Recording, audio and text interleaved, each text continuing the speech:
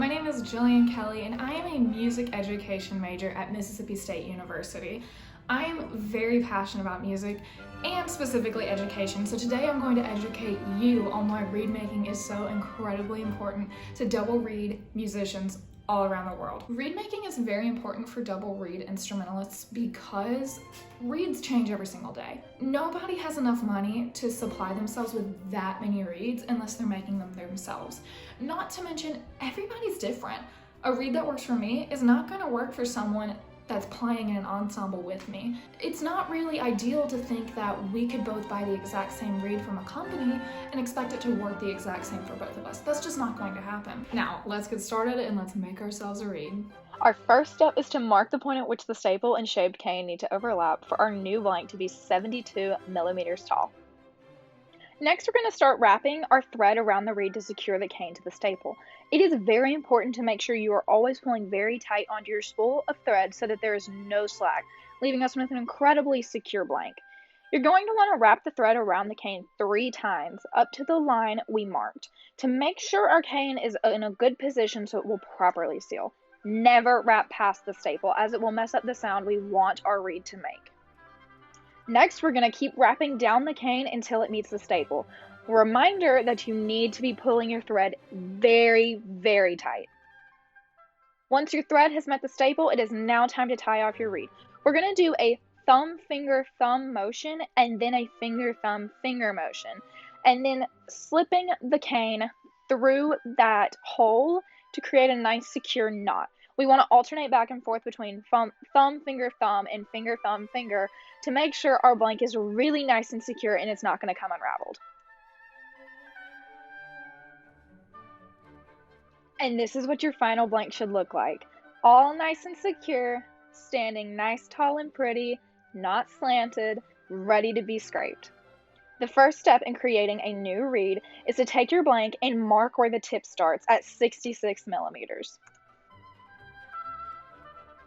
After we have our tip marked, it is now time to start scraping. We want to take our very sharp knife. If you have a dull knife, it is going to make scraping much more difficult. So please make sure you go ahead and sharpen your knife before you begin. We're going to start scraping along the edges of the tip. 5 to 10 scrapes on each edge, each side. You need to be doing an even number of scrapes on each side. So for every scrape you do on one side, you have to do on the other. Once we have those edges all nice and scraped and have the shiny bark off, we want to start scraping the middle of the tip, starting with just the upper half of the tip. After you've scraped the tip, just the top of it, you're going to just move on to the rest of the tip and scrape just the middle, getting all that shiny bark off. At this point, you can also just start cleaning up your tip, hold up your reed to the light, and you can see how much light is coming through on the tip. You want to make sure you're getting an even amount of light coming through, for the most part, all across the tip, with an exception being that the very, very tip of the tip has a little bit more light coming through. Once our tip is even, clean, nicely scraped, with no shiny bark left, we're going to start scraping the rest of our reed to get all that shiny bark off. We want to make full scrapes towards the top. If you need to sharpen your knife, go ahead, sharpen your knife. You can never have too sharp of a knife. The most important part of this step is to make sure you're creating a spine. As you can see in the video, I am scraping on each side individually at a time. This creates a nice spine in the middle where the cane is kind of thicker. You can start seeing I'm pointing out that spine right there. You want to make sure you're leaving the spine throughout the entire process.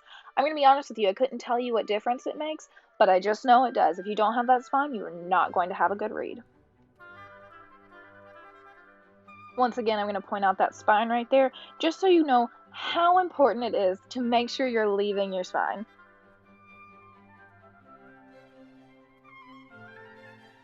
Alright, look at that beautiful complete spine.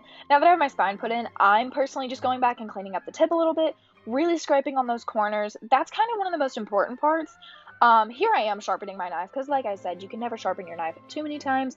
This is a ceramic rod. These are really great ceramic rods, and my other rod right here is a stainless steel rod. These are really great for in between your good, like, deep sharpenings, if you want to call it that, on your diamond stone, you can use these rods just to kind of smooth out and get a nice sharp blade.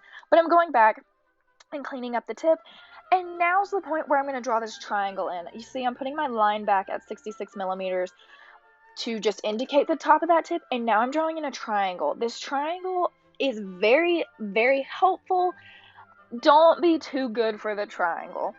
I'm just going to scrape on the corners that are outside of that triangle, leaving the inside of the triangle kind of hardy, almost in a way. I don't want to scrape too much there because I don't want to take too much off the tip. I want a good shape to my tip. Make sure, once again, you're doing an even amount of scrapes on each corner, but mainly focus on the corners and the very, very top of the tip. Now we're going to start trying to thin it down so we can clip it. Once we have our tip thin enough, we're going to go ahead and clip our reed. We're going to put our reed in the water to go for a nice swim and get nice and soaked.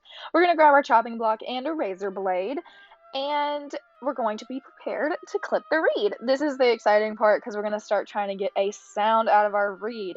So once our reed is done soaking and we've got our razor blade, we're going to take that reed out of the water, and we're going to draw in a line at about 70, 69, like very little bit of cane is actually going to come off of this reed. We do not want to take off too much. If you take off too much, you can't get it back. You're going to start get a funky sounding reed. I don't know. Just start small. You can keep clipping if you need to or if you mess up. But we clip at an angle, hold the reed at an angle, hold the razor blade at an angle, and bam. Now you have a clipped reed. Just wiggle a little bit and you're going to get that cane right off without breaking it.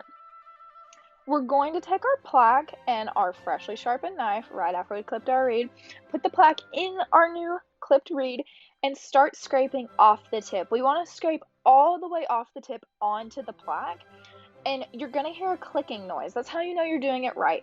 And you know you're good once that clicking noise stops.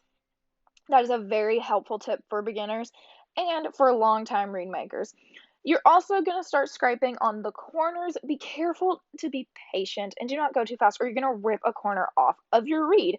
And you don't want to do that because you actually want this reed to be useful to you. Be very gentle. Make sure you're not putting too much pressure on your reed. And you're going to keep doing this either until you get a sound out of your reed, or if it starts looking thin, go ahead and stop. You don't want to take too much off. Now looky there at our beautiful scraped tip.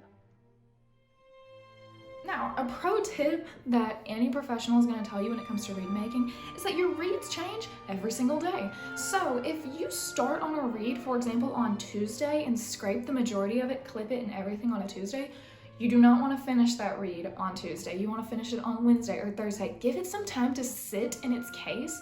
Never finish a reed in one day. Especially living in Mississippi and doing most of our performances here in Mississippi, it's important that your reed is prepared for the weather to change on a daily basis. It is the next day, and we're going to go ahead and put that triangle back in. I'm a personal fan of using the triangle here. Maybe you don't like using the triangle here, but I love it because that's going to show me exactly where I need to scrape on the corners. Once again, we want to do a very even number of scrapes on each corner, the exact same number. If you do 5 on one side, do 5 on the other.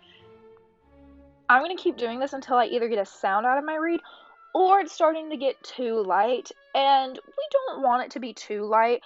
If you get to a point where you're scraping so much off and you're still not getting a noise, go ahead and stop, and we're going to move on to the next step. Alright, I just let my reed take a quick soak, and we're going to go ahead and move on to the next and almost final step, which is putting in the catch. The catch, I'm going to tell you once again, I don't really know why we do this, but it makes a huge difference with your reed. If you have not gotten a sound off of your reed yet, this could give you that sound. So we're going to go ahead and put the catch in. You want to scrape really tough, honestly. You want to get a curl of bark off until it starts kind of piling up like that. And you can see right now I'm flipping the reed upside down. That's just a little tip. You can flip it upside down and start scraping to get all that excess bark off where the catch is. But you can see I'm starting to put the catch in and my knife is stopping at that same spot. And we're just going to keep scraping here until we start seeing some light come through. That's how you kind of know that you've gotten it thin enough, or until you make a sound. We're now kind of at the point in the reed making process where it's just a bunch of tedious work. You kind of have to go back and forth from the catch area to the tip and back and forth. Do try and avoid that center part in between the tip and where you've made the catch. That's what we call the heart of the reed, and that part needs to be the thickest part of the reed. While if it is too thick, we may not get a sound out, you don't want it to ever have really any light coming through. It has to be thicker than the other parts. But now we're kind of just going back and forth until we get a sound out. This can be a very long and tedious process, and it's important to be very patient. And this is what a beautiful finished reed looks like. While I did not personally scrape this one, this is one of my favorite reeds that I love to play on. Thank you, Dr. Hayslip.